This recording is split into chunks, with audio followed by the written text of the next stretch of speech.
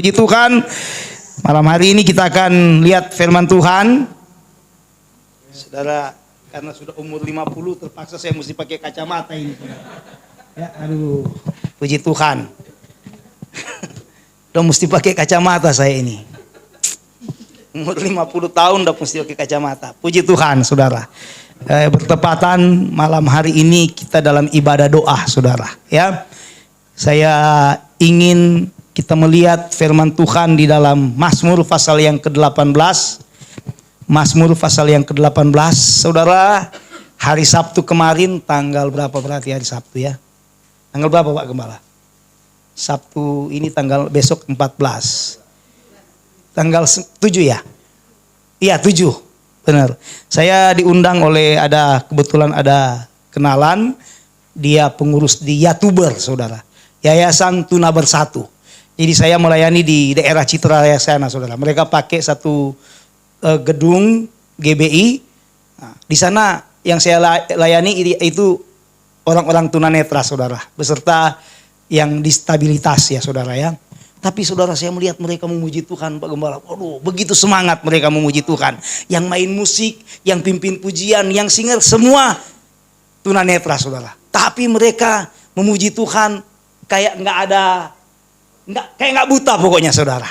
Sebab itu kalau kita yang masih bisa melihat, sehat, mari kita kasih yang terbaik bagi Tuhan. Amin. Kasih yang terbaik bagi Tuhan. Karena Tuhan baik dalam hidup kita. Mari kita lihat ayat yang ke-7, saudara. Mazmur pasal yang ke-18 ayat yang ke-7 dikatakan begini firman Tuhan. Atau kita baca bersama-sama, saudara, dalam hitungan yang ketiga. Mazmur pasal yang ke-18 ayat yang ke-7. 1, 2, 3. Ketika aku dalam kesesakan, aku berseru kepada Tuhan. Kepada Allahku aku berteriak minta tolong. Ia mendengar suaraku dari baitnya. Teriakku minta tolong kepadanya sampai ke telinganya. Katakan amin, saudara. Puji Tuhan. Saudara, teriakku minta tolong sampai ke telinganya, saudara. Jadi saya berpendapat setiap doa, setiap seruan yang kita naikkan pasti sampai ke telinga Tuhan, saudara. Amin. Nggak ada seruan dan doa kita yang nggak sampai ke telinga Tuhan. Ya, tetapi kalaupun sampai detik ini doa dan seruan kita belum dijawab Tuhan, nggak usah katakan Tuhan nggak baik, saudara. Tetap kita berdoa kepada Tuhan. Amin. Tetap kita berseru kepada Tuhan. Saudara, saya tadi katakan kami masuk di pelayanan di Gria Permata 2003, saudara. Pas kami menikah, kami langsung ada di Gria Permata. Kami ketika masuk, kami berdoa, saudara, supaya kami boleh memiliki tempat, saudara, yang tidak dikontrak lagi. Tapi kalaupun sampai saat ini kami belum mendapatkan tempat, saya percaya doa kami bukan gak didengar oleh Tuhan, saudara. Bukan gak didengar. Tetapi keyakinan kami bahwa doa kami didengar Tuhan. Tapi kalaupun sampai detik ini kami belum dapat tempat, saya percaya itu urusan Tuhan, saudara. Amin. Itu urusan Tuhan. Urusan kita tetap terus berdoa kepada Tuhan. Katakan amin, saudara. Urusan kita tetap terus menyembah kepada Tuhan. Ya, nggak ada alasan untuk kita tidak mau menyembah. Nggak ada alasan untuk kita tidak mau berdoa. Saudara, kalau saudara boleh ada sampai saat ini, cuma karena pertolongan Tuhan. Katakan amin, saudara. Cuma karena anugerah Tuhan. Saudara, ayat ini berkata, Daud dia berkata begini, ketika aku dalam kesesakan, saudara. Ketika aku dalam kesesakan. Ya, apa yang membuat Daud dia ada dalam kesesakan? Saudara, kalau saudara lihat di ayatnya yang pertama dikatakan begini. Untuk pemimpin biduan dari hamba Tuhan, yakni Daud, yang menyampaikan perkataan nyanyian ini kepada Tuhan. Pada waktu Tuhan telah melepaskan dia dari cengkraman semua musuhnya dan dari tangan Saul, saudara. Ya, saudara, apa yang membuat Daud ada dalam kesesakan? Saudara, kalau saya selidiki, saya baca, yang membuat Daud ada dalam kesesakan ketika ada musuh-musuh yang hendak menyerang dia, saudara. Bukan cuma itu, Saul terutama, saudara. Ketika Saul mengejar-ngejar dia, saudara ya. Ketika Saul benci sama dia, saudara. Ketika ada perkataan bahwa Daud dia membunuh berlaksa-laksa, sedangkan Saul cuma beribu-ribu, saudara. Nah, mulai saat itu Saul benci sama ini namanya Daud, saudara. Dan mulai saat itu Saul coba mencari kesempatan bagaimana supaya dia bisa membunuh ini Daud, saudara. Ya, dan akhirnya Daud ketika dia tahu dia hendak mau dibunuh oleh Saul, dia cari tempat, saudara. Dia datang ke gua satu ini, ya, dia datang ke gua itu yang lain, saudara, untuk dia berlindung, saudara. Ya, untuk dia berlindung. Nah, dan datang ayat yang ketujuh ini, saudara. Ketika aku dalam kesesakan. Yang membuat Daud dalam kesesakan, rupanya ketika dia dikejar-kejar oleh Saul untuk dibunuh. Ketika ada musuh-musuh yang hendak menyerang dia, saudara. Daud sebagai manusia menghadapi juga yang namanya kesesakan, saudara. Ya, saya nggak tahu apa yang membuat saudara dalam keadaan kesesakan. Mungkin ada masalah dalam pekerjaan, atau ada masalah dalam rumah tangga, atau yang lain-lain, saudara. Ya, seperti Daud mungkin sedang dalam keadaan kesesakan. Tapi saudara perhatikan ayat ini, ya. Ketika Daud dalam kesesakan, apa yang dia lakukan, saudara? Dia tidak andalkan kekuatannya sendiri, saudara. Daud sama sekali tidak andalkan kekuatannya sendiri, ya. Padahal dia seorang raja, ya, seorang yang luar biasa dipakai Tuhan, tapi itu dia tidak andalkan, saudara. Mari, ketika kita pun dalam keadaan kesesakan, kita mau belajar kepada Daud. Dia katakan begini, aku berseru kepada Tuhan. Amin, saudara. Ketika Daud dalam ketidakberdayaan, ketika Daud dalam, saya katakan, dalam keadaan kesesakan karena dikejar-kejar oleh Saul, karena ada musuh yang dia hadapi, saudara. Ya, apa yang dia lakukan? Dia tidak andalkan kekuatannya, dia tidak andalkan pedangnya, saudara. Ya, padahal saudara kalau cuma mau andalkan, saudara tahu sendiri bagaimana dia bisa mengalahkan Goliat, dia bisa mengalahkan binatang-binatang buas, saudara. Tapi itu dia tidak andalkan, saudara. Kekuatannya dia tidak andalkan, tapi dia katakan, aku berseru kepada Tuhan. Amin, saudara. Ya, saudara, mari, ketika kita dalam keadaan tidak berdaya, ketika kita dalam keadaan mungkin nggak ada jalan keluar lagi, kita mau datang kepada Tuhan. Amin. Seperti malam hari ini dalam ibadah doa, saudara. Aku berseru kepada Tuhan. Kepada Allahku, aku berteriak minta tolong. Amin. Dia nggak minta tolong kepada siapa-siapa. Ya, dia tidak minta tolong kepada mungkin prajurit-prajuritnya, saudara, atau siapa-siapa yang ada di sekelilingnya. Tapi dikatakan kepada Allahku, aku minta tolong, saudara. Amin.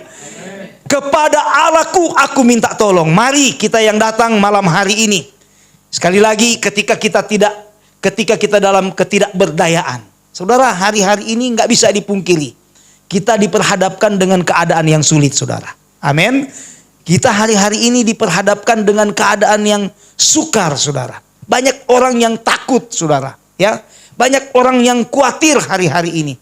Tapi mari, ketika kita dalam keadaan yang takut, dalam keadaan yang mungkin tidak berdaya, kita mau berseru kepada Tuhan. Kita mau minta tolong kepada Tuhan. Amin. Ya, kita mau minta tolong kepada Tuhan. Kalaupun belum ditolong oleh Tuhan, kita mau tetap merendahkan diri, minta tolong kepada Tuhan. Katakan amin, saudara. Ya, kalaupun belum ditolong saat ini, besok belum ditolong, jangan pernah kecewa dengan Tuhan, saudara. Amin.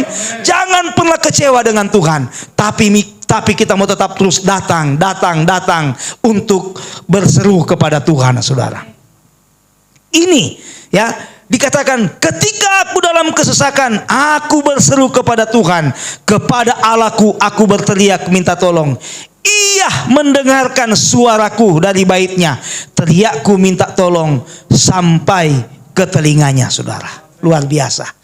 Ya, saudara, mari ketika kita ada di dalam kesesakan, kita mau datang kepada Tuhan. Saya nggak tahu apa yang saudara sedang hadapi hari-hari ini. Ya, pergumulan apa yang sedang saudara hadapi hari-hari ini. Saya ada pergumulan, ada masalah, ada persoalan saudara. Ya, sebagai hamba Tuhan, sebagai gembala sidang tidak luput dengan masalah, tidak luput dengan persoalan saudara. Tapi mari ketika saya baca firman Tuhan ini, cuma Tuhan yang sanggup menolong saya saudara. Cuma Tuhan yang sanggup membela saya. Nggak ada yang lain saudara. Ya, nggak ada yang lain. Sebab itu mari datang kepada Tuhan. Malam hari ini kita merendahkan diri di hadapan Tuhan.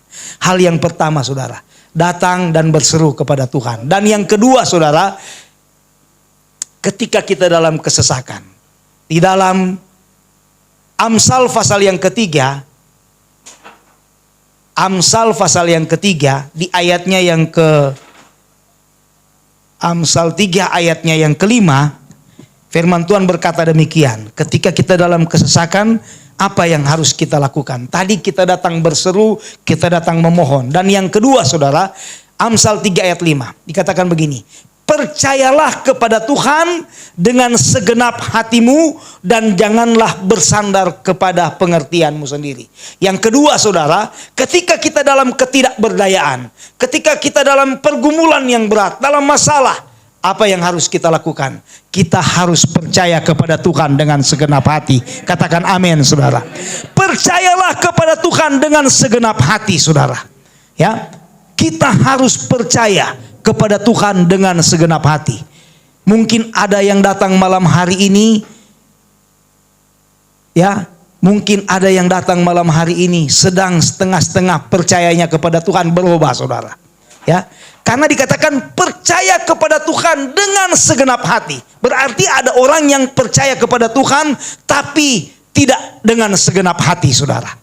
Orang yang percaya kepada Tuhan tapi dengan tidak segenap hati pasti tidak akan melihat pertolongan Tuhan. Pasti tidak akan melihat jawaban dan mujizat dari Tuhan. Tapi kalau kita percaya kepada Tuhan dengan segenap hati, saya sangat yakin kesesakan-kesesakan yang kita alami akan mendapat jawaban-jawaban yang luar biasa dari Tuhan. Saudara, saya ingat satu cerita dalam firman Tuhan. Mungkin juga saudara tahu cerita tentang Sadrak, Mesak, dan Abednego saudara. Ya, saudara, ini yang saya katakan mereka benar-benar percaya kepada Tuhan dengan segenap hati. Ya, ketika mereka diperhadapkan kepada dapur api yang menyala-nyala karena mereka tidak menyembah patung buatan dari Raja Nebukadnezar, saudara. Ya, Raja Nebukadnezar menginginkan supaya ketiga orang ini harus menyembah patung buatannya. Tapi saudara, mereka berketetapan hati untuk tidak menyembah patung buatan dari Raja Nebukadnezar. Apa jawaban dari ketiga orang ini, saudara? Kalaupun mereka nggak ditolong oleh Tuhan, mereka tidak akan menyembah patung buatan dari Raja Nebukadnezar, saudara. Kalaupun mereka nggak ditolong oleh Tuhan, saudara. Ya, kita melihat iman mereka, percaya mereka begitu luar biasa kepada Tuhan, saudara. Amin. Ya, percaya mereka, keyakinan mereka kepada Tuhan sungguh luar biasa, saudara. Ya, mereka tidak ragu dengan Tuhan, saudara. Ya. Dikatakan kalaupun mereka nggak ditolong, mereka tidak akan menyembah. Dan saudara, kita lihat mereka alami mujizat, saudara. Amin. Ya, mereka terbebas walaupun dipanggang di api yang begitu panas, tapi ketika mereka keluar nggak ada bau gosong sedikit pun, saudara. Nggak ada yang terbakar sedikit pun. Ketika mereka percaya kepada Tuhan dengan segenap hati, mujizat mereka alami, saudara. Amin. Ya, ketika mereka percaya kepada Tuhan dengan segenap hati, mereka alami yang namanya pertolongan dari Tuhan. Sebab itu malam hari ini saya tidak akan berkata-kata panjang, saudara.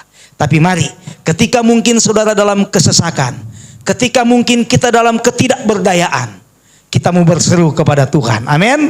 Kita mau datang kepada Tuhan. Dan yang kedua, kita mau percaya kepada Tuhan dengan segenap hati. Dan saya percaya kita akan melihat mujizat dan pertolongan dari Tuhan. Ini firman Tuhan yang saya bisa bagikan, yang saya bisa sharekan di malam hari ini, boleh menjadi pegangan dalam hidup kita melangkah di tengah-tengah dunia yang semakin jahat ini. Saya serahkan kepada Bapak Gembala. Puji Tuhan, terima kasih.